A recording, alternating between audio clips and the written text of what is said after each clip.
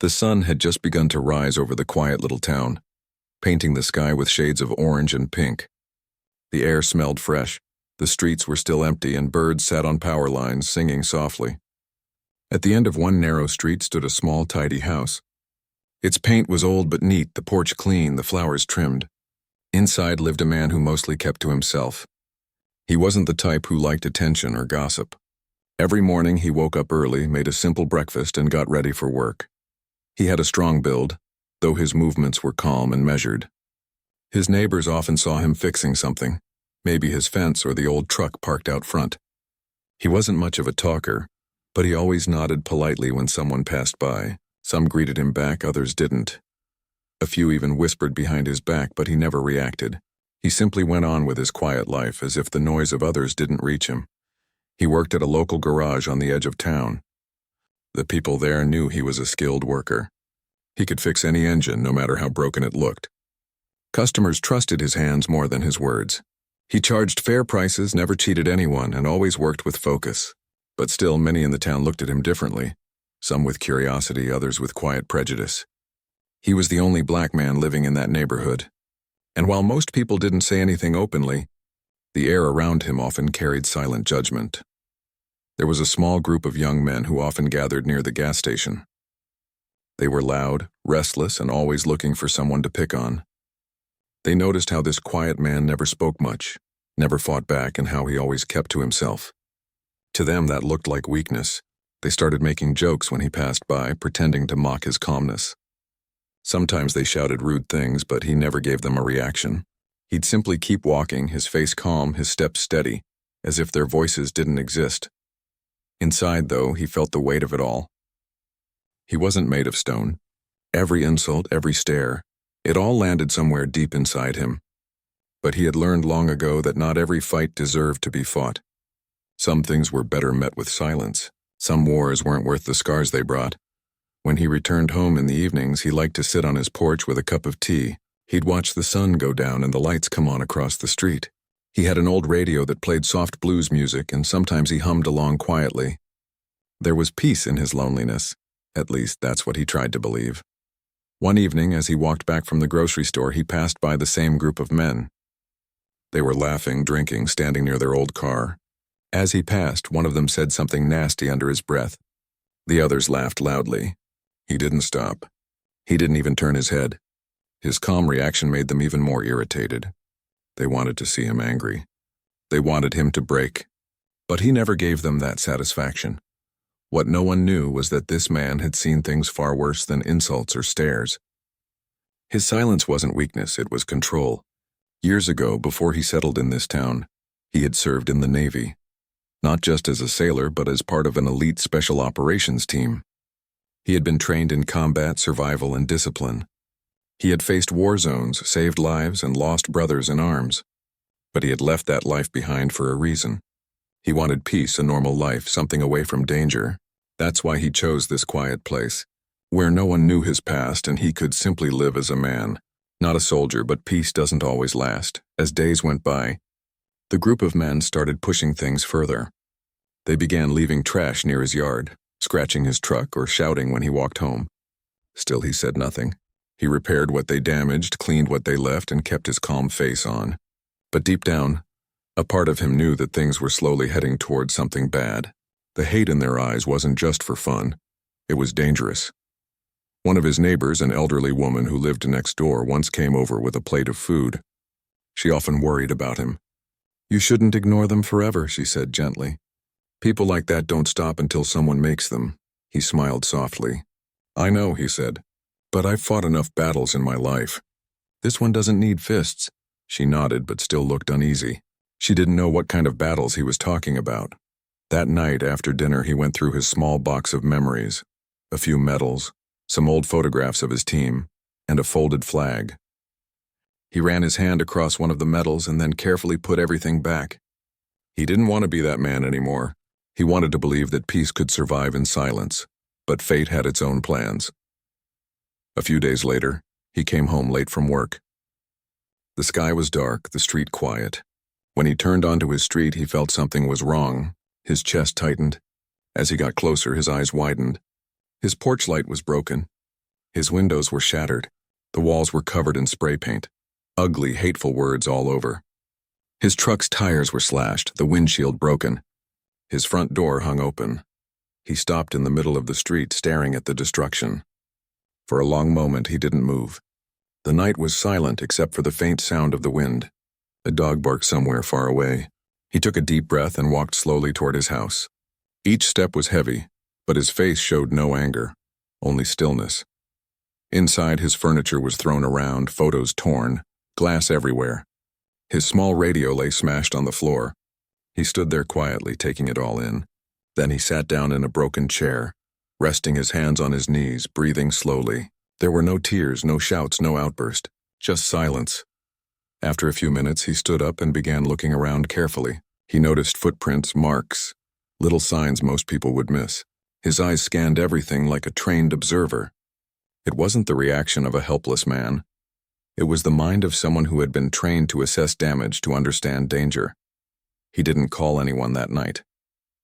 He didn't call the police or the neighbors. He simply began cleaning. He swept the glass, picked up the torn photos, and set them aside gently. When he was done, he sat again, looking around the room, his calm returning. On a small shelf was a framed photo, a younger version of himself standing with a group of men in uniform, all smiling, their arms around each other. He picked it up and looked at it for a long time. His eyes softened, but there was something deep behind them, a strength that no one in this town had ever seen. Outside, the night grew colder. The streetlights flickered. He knew the people who did this thought they were untouchable. They thought he was weak, an easy target, but they had no idea who he really was. That night, as he sat by the window, the calm expression on his face slowly faded into something else. Not anger, but resolve. For the first time in years, the part of him he had buried deep inside began to wake up. The man the world saw as quiet and harmless had once been one of the most skilled and feared Navy SEALs in his unit. A man who could stay invisible in the wild for days, who had rescued hostages, who had survived missions others wouldn't dare to attempt. But now he was just a man trying to live in peace. He whispered quietly to himself, "You wanted peace, remember?" Then he sighed. But peace doesn't come easy. Outside, the wind blew harder, rustling the trees.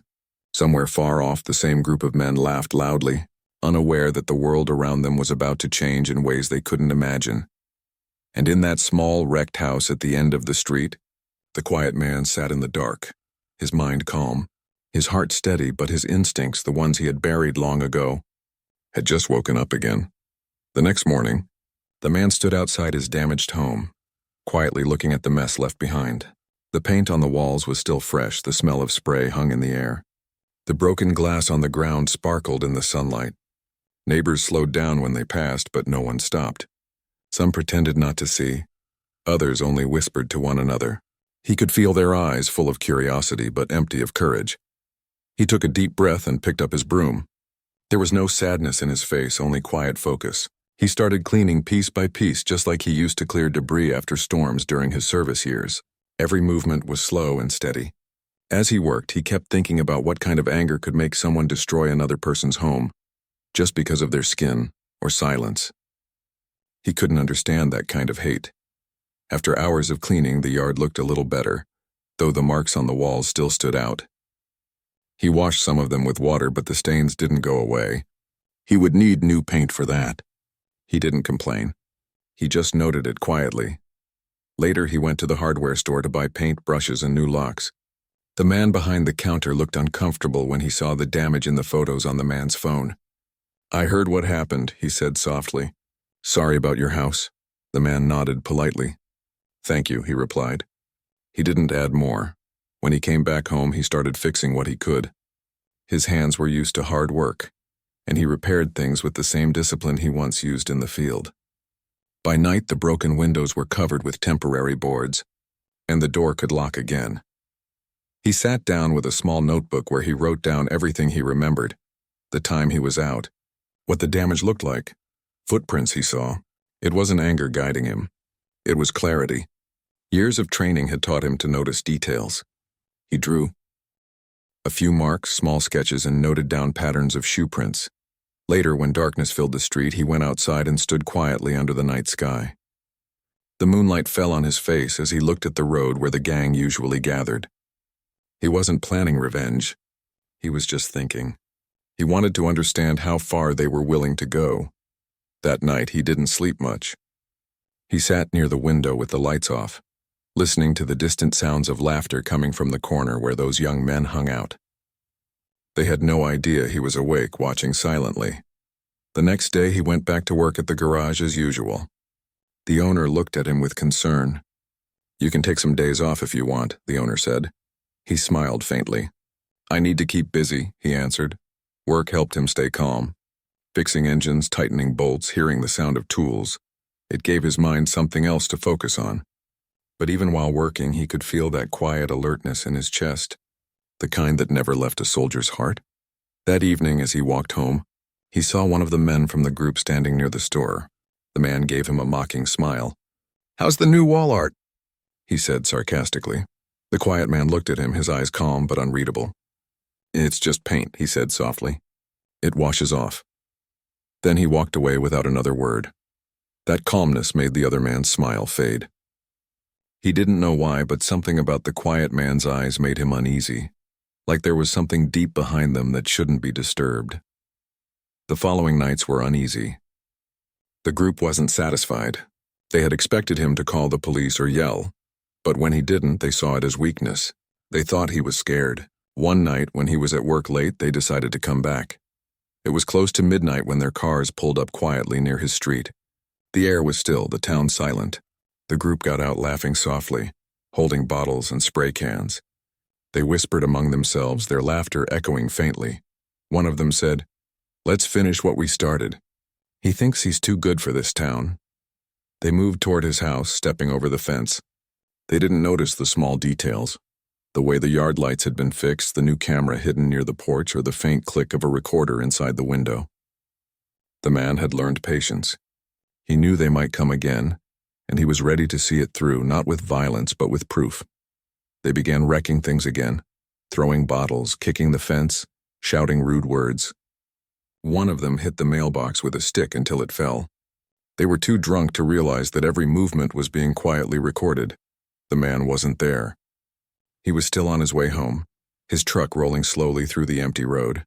As he turned onto his street, he saw the broken porch light flickering again. His eyes narrowed slightly. He parked quietly a little distance away and stepped out. His footsteps made no sound. From the shadows, he saw them.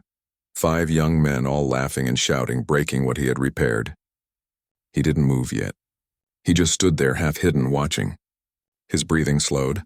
His mind was calm, just like it had been during silent night missions years ago. He waited until they ran off, still laughing, not realizing they were leaving behind clear tracks, broken bottles with fingerprints and recorded footage. He didn't chase them. He didn't call out. He walked slowly back toward his house, surveying the fresh damage. This time he didn't bother to clean it right away. He took out his small camera device, checked the recordings, and made sure everything was saved properly. When he confirmed it, he finally called the police, not to complain but to report. When the officers arrived, they looked uncomfortable. They knew about those young men. They'd caused trouble before, but never something this serious. "We'll take a look at it," one of them said, though his tone lacked urgency. The man didn't argue. He simply handed them the footage. "This should help," he said calmly. His quiet confidence caught them off guard. They didn't expect a man who'd just been attacked to sound so steady. After they left, he stood by his gate for a while. The night air was cool and the stars shone above. His mind replayed what he saw, the faces, the laughter, the arrogance. He didn't hate them. He just couldn't understand how people could carry so much darkness inside over something as small as the color of someone's skin, or the way they lived quietly. The next morning, word spread around the neighborhood. Some people pretended they didn't know what had happened. Others whispered with shame. The elderly woman next door came over again. "They'll get caught now, right?" she asked softly. He nodded. "Maybe," he said.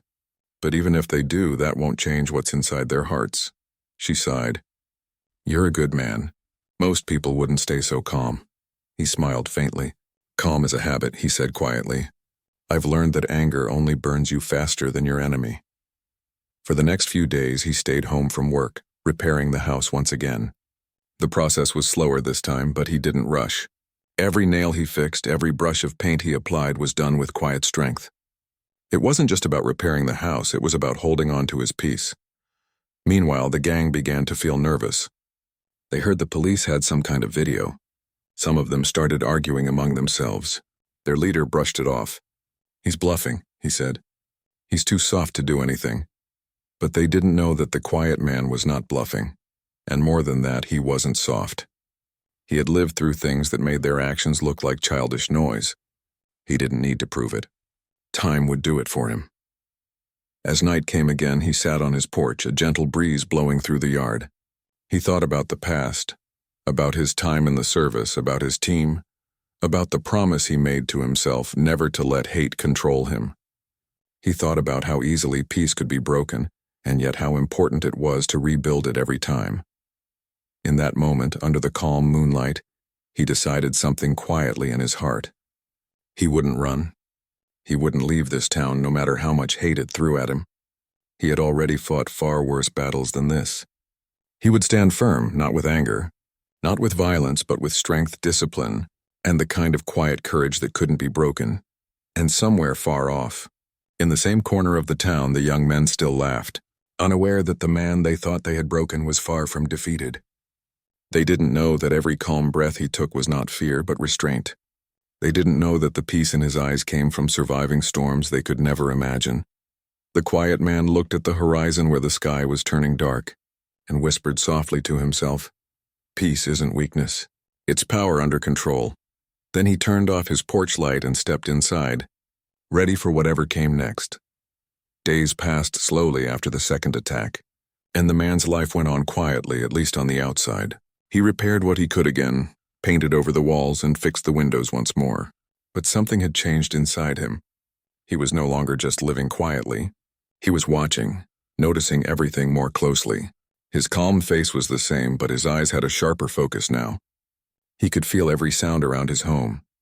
The rumble of passing cars, footsteps on the road, the faint laughter of those boys from a distance. Every morning he woke up before sunrise, just like he used to in his service years. He brewed his tea, sat by the window and watched the first light appear over the trees. It reminded him of early mornings on base, quiet, still before the day began. Those memories never really left him. They were part of him, even when he tried to bury them under his new life. He didn't talk much about his past. No one in the town knew what kind of life he had lived before moving there. To them, he was just a simple man who fixed cars. But there were moments when the wind blew a certain way or when he heard a helicopter far away, that his eyes would drift off, like he was somewhere else entirely. In the garage, he continued working with the same focus as always. His coworkers often noticed his calm nature. Even when something went wrong, a customer shouted or an engine failed, he never raised his voice. "You've got a lot of patience, man," one of them said once.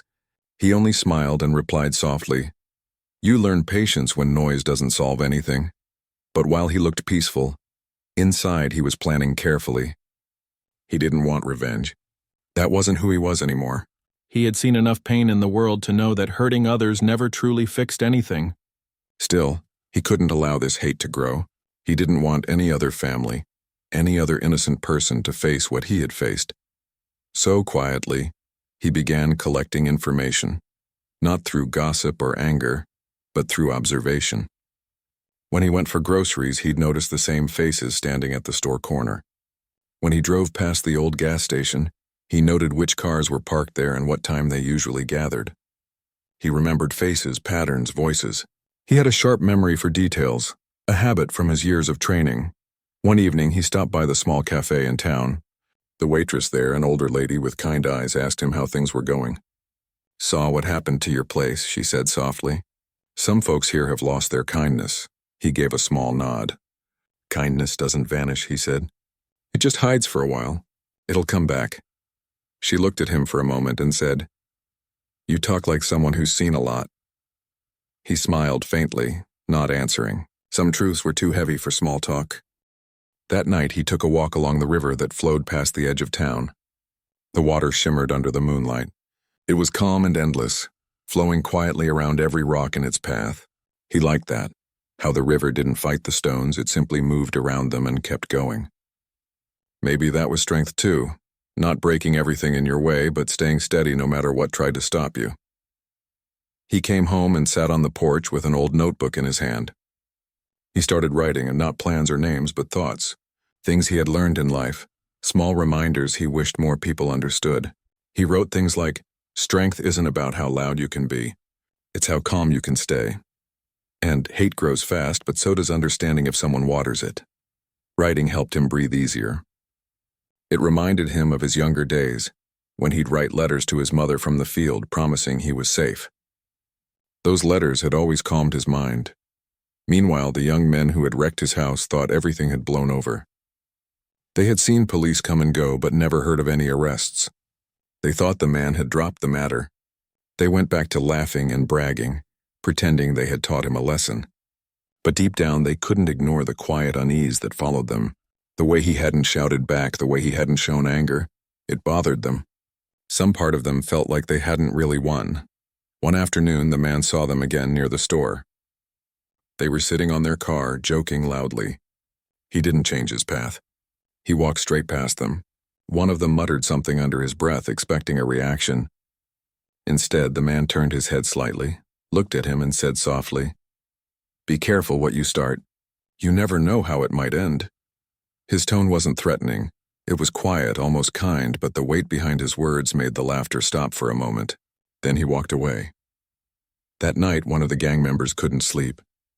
The man's calm face kept coming to mind. He didn't understand why he felt nervous, but there was something about those eyes. Something that didn't belong to a normal person. Meanwhile, the man's small acts of discipline continued. He trained lightly in the mornings, just simple exercises, stretching, a few runs through the nearby trail. It wasn't about preparing for a fight. It was about staying centered. His body followed old routines almost automatically. Every stretch, every breath brought back memories. Jumping from planes, swimming miles underwater, moving silently through rough terrain. It was strange how the body remembered things even when the mind tried to forget. As days turned to weeks, people in town began to talk differently. Some started showing quiet support. The old lady from next door often brought food or asked if he needed help painting. Even those who never spoke much before began to greet him politely. The mood in the neighborhood was shifting, slowly but surely. But peace is never complete when fear still lingers. The young men, feeling that the town was now looking at them differently, started blaming the man again. They convinced themselves he must have turned people against them. Their pride couldn't handle being ignored. One evening, while fixing his fence, the man heard footsteps behind him. It was one of the boys, the youngest one, standing nervously near the gate. His voice shook a little as he spoke. "I didn't want things to go that far." "I'm sorry," the man looked at him quietly. The boy's eyes were full of guilt. "You can't undo what's done," the man said softly. "But you can choose what you do next." The boy nodded slowly. "They won't stop," he whispered. "They think you're scared." "I'm not scared," the man replied calmly. "I'm just tired of noise. People only learn in silence sometimes." The boy didn't fully understand what that meant, but he nodded again and left quietly. After that night, the man sat on his porch for a long time thinking. He didn't hate those boys. He pitied them. Hate was like rust. It started small but spread fast, eating everything from the inside. He knew it too well. He remembered his time overseas when he had seen what hate between people could do, how it destroyed villages, families, and even good men. That was when he had promised himself never to let hatred control his actions again. That promise had saved his soul back then, and it was saving him now too. The next morning, he visited the town hall and asked to speak with someone about community safety. He offered to volunteer, maybe organize self-defense or discipline workshops for young people, something that could give them direction. The officer he spoke to was surprised but welcomed the idea. "You really want to help after all that's happened to you?" the officer asked. He smiled slightly. "If I don't, then I'm no better than them," he replied. That small decision began to change things quietly in the town. He started helping with small community programs, teaching kids about respect, patience, and strength without violence. People started to see him differently, not just as the quiet man who lived alone, but as someone who carried real strength in silence. Still, deep inside, He knew that those boys weren't done yet. Pride can blind people. He could feel another storm coming. But this time he wasn't nervous. He had faced storms much worse before. One evening, as the sky turned orange and the town lights flickered on, he sat on his porch again. He looked at his freshly painted walls, his fixed truck, the small garden beginning to grow again. For the first time in a long while, his home looked peaceful. He took a deep breath, feeling a quiet satisfaction. But in his heart, he stayed alert. Peace was like glass, beautiful but fragile. And when people tried to break it again, he would be ready. Not out of anger, but out of strength and calm. The world didn't know who he truly was. Those boys still thought he was just another man trying to stay out of trouble. But soon they would learn that his silence wasn't weakness. It was the patience of someone who had seen the worst of humanity and still chosen kindness. And as the night grew deeper, he whispered softly to himself, "Let them think what they want." The truth always shows itself in time. Days turned into weeks, and the town began to return to its usual quiet rhythm. The man kept working at the garage, fixing cars, greeting people with his polite nod, and minding his own business. But beneath the calm surface, something was changing. People who once looked past him now smiled or waved. Some even came to thank him for helping out at the community center. His workshops for young people had started gaining attention. He didn't teach them how to fight. He taught them how to control their anger, how to stay calm when someone tried to provoke them, and how to walk away with dignity. His sessions weren't about strength of the body. They were about strength of the mind. Many didn't know that his calm lessons were drawn from years of hard training and silent discipline. He never mentioned where he learned them, and no one asked. But those who listened could feel there was something deeper behind his words, something real. Yet even as his life slowly found balance, shadows lingered. The group of young men who had attacked his house still felt restless. Their pride had been bruised. They didn't understand how the man they tried to humiliate was now being respected by others. It bothered them that people in town spoke kindly about him. One afternoon, two of them sat near the gas station talking angrily. "Everyone's acting like he's some hero," one said. "He's making us look like fools," another replied. "He's just playing nice so no one blames him. We showed him once. We can show him again." But their confidence was cracking. Deep down, they were afraid. Not of what he would do, but of what they didn't know about him. There was something about his silence that felt dangerous. That evening, while he was closing the garage, he saw two familiar faces walk in. They looked nervous, but tried to hide it under fake smiles. "We need some work on our car," one said, avoiding eye contact. He nodded calmly. "Leave it here. I'll check it tomorrow." They hesitated, unsure of how to talk to him. One finally said, "You think you're better than everyone now, huh?" He looked up from the tool he was cleaning and met their eyes. "No," he said simply. "I just want peace." They both stood there for a moment, then laughed awkwardly and walked out. His calmness made them uncomfortable. When they left, he stayed for a while, cleaning his tools in silence. Then he locked up and drove home. The sun was setting, coloring the sky in orange and purple. As he drove through the narrow streets, he noticed the same old car parked near his house, the one that belonged to the group. It wasn't the first time. He had seen it there several nights before. They weren't attacking anymore, just watching. He parked his truck and stood outside for a moment. The car's engine started and it drove off slowly. He didn't follow. He simply noted the direction. His instincts, the ones he had buried for years, were sharper than ever now. That night, he couldn't sleep. He sat on his porch sipping tea, listening to the sounds of the night. A dog barked in the distance, an owl hooted softly from a nearby tree. The air was still, but his thoughts were moving. He wasn't afraid. Fear had no space in his heart anymore, but he was alert. Something was coming. He could feel it. He walked inside, opened a small wooden box, and took out an old medal. It was slightly worn, but it shone faintly in the light.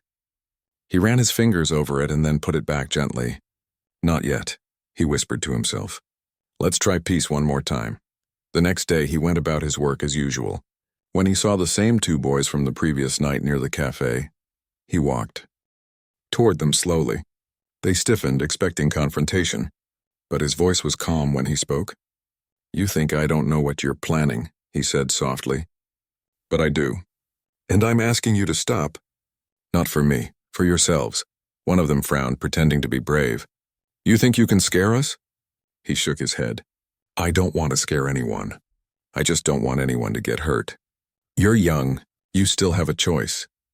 His tone wasn't angry or loud, but there was a weight in his words that made them both look down for a moment. They didn't reply. When he turned and walked away, they felt a strange sense of relief, mixed with confusion. That night, the leader of the group called the others together. "He's trying to make us look weak," he said. "We'll go to his place again, but this time, we'll make sure he doesn't forget who we are." The younger one, who had already apologized, shook his head. "We shouldn't, it's over." But the others ignored him. Their pride spoke louder than reason. Later that night, the man was sitting by his window again. He had left the lights off just like before. The night outside was quiet, almost too quiet. He noticed movement near the trees, faint, shadowy shapes. His instincts kicked in immediately. He stayed still, watching through the window. He could see them approaching, moving slowly, whispering among themselves. He knew exactly what they were planning. He didn't move until they were close enough. Then, with calm precision, he opened his front door and stepped out into the dim porch light. The boys froze for a moment. They hadn't expected him to be awake. The leader forced a laugh.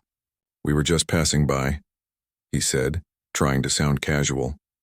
The man looked at them quietly, his calm presence making the air feel heavy.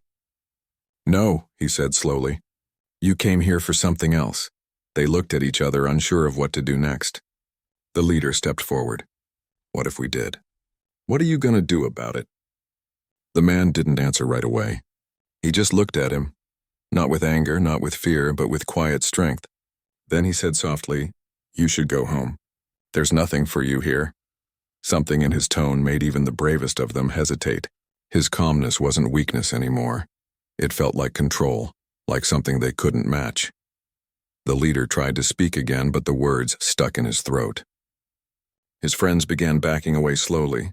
The man didn't move, didn't raise his voice, didn't threaten them.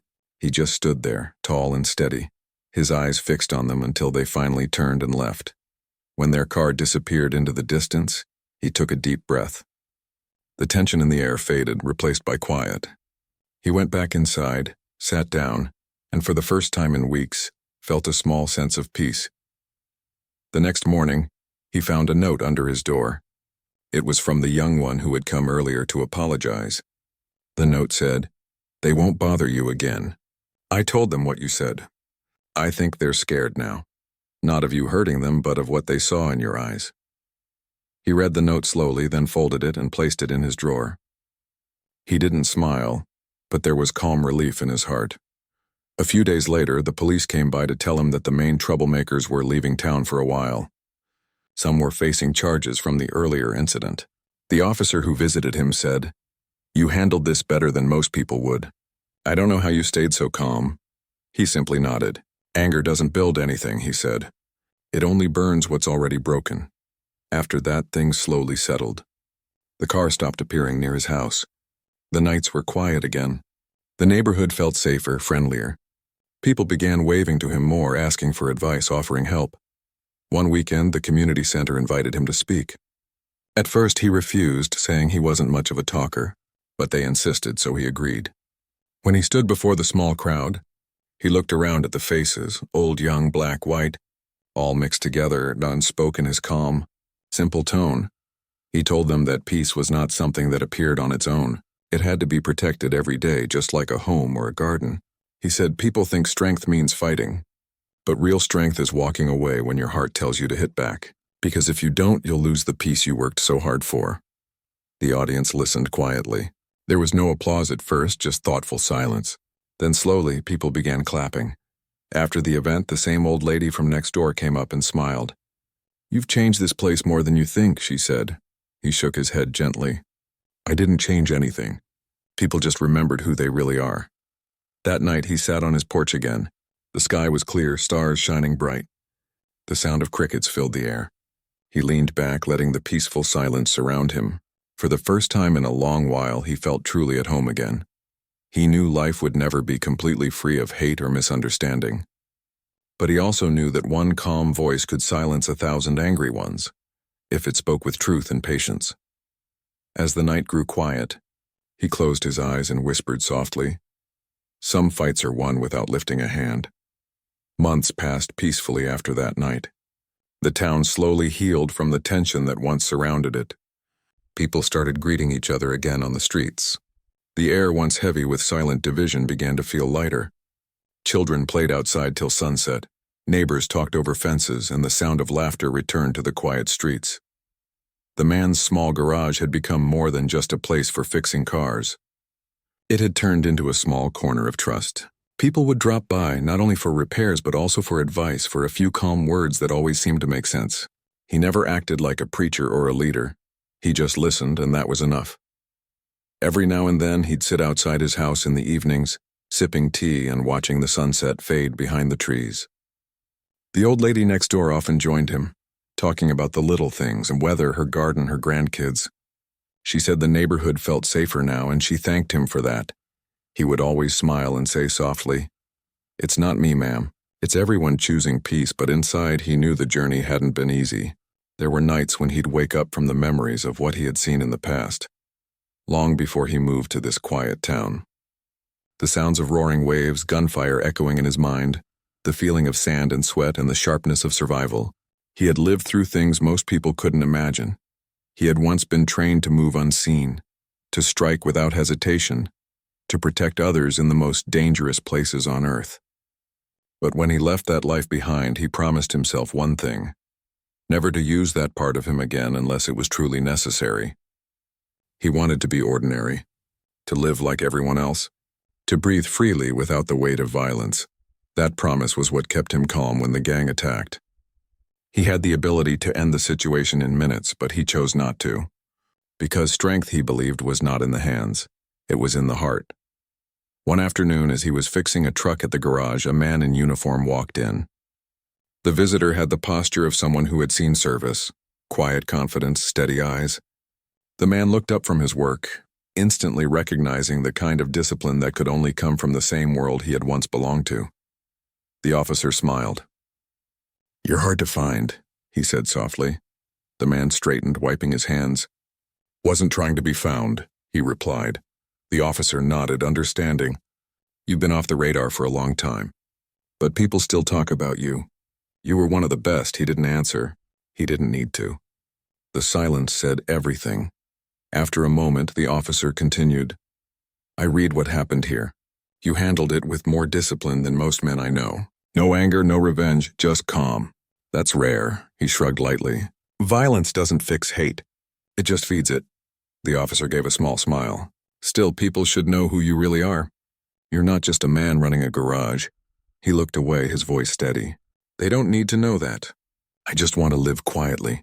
The officer nodded slowly, respecting his choice. Before leaving, he said, "You taught them something without even meaning to. That's what real soldiers do. They protect even when no one knows their name." After the man in uniform left, he stood there for a while, lost in thought. Maybe it was true. Maybe being invisible was its own kind of strength. That evening, when he returned home, he noticed a familiar car parked near his driveway. For a second, his body tensed, old instincts kicking in.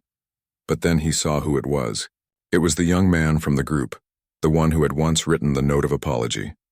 The boy got out slowly, holding a small box in his hands. His eyes looked nervous but kind. "I didn't come to bother you," he said quickly. "I just wanted to thank you and tell you something." The man nodded. "Go ahead." The boy took a deep breath. "After that night, everything changed. I couldn't sleep for days. I kept thinking about the way you looked at us, and not angry, not scared, just calm. I didn't understand it then, but now I do. I joined a training program. For the first time, I'm trying to do something good." He opened the box and handed it over. Inside was a small keychain with a quote engraved on it. "Peace is the highest form of strength." "I made it for you," the boy said quietly. The man looked at it for a long time, then said softly, "You didn't need to bring this." "I wanted to," the boy replied. "Because if you hadn't stayed calm that night, I don't know what would have happened to us. You didn't just stop us, you changed us.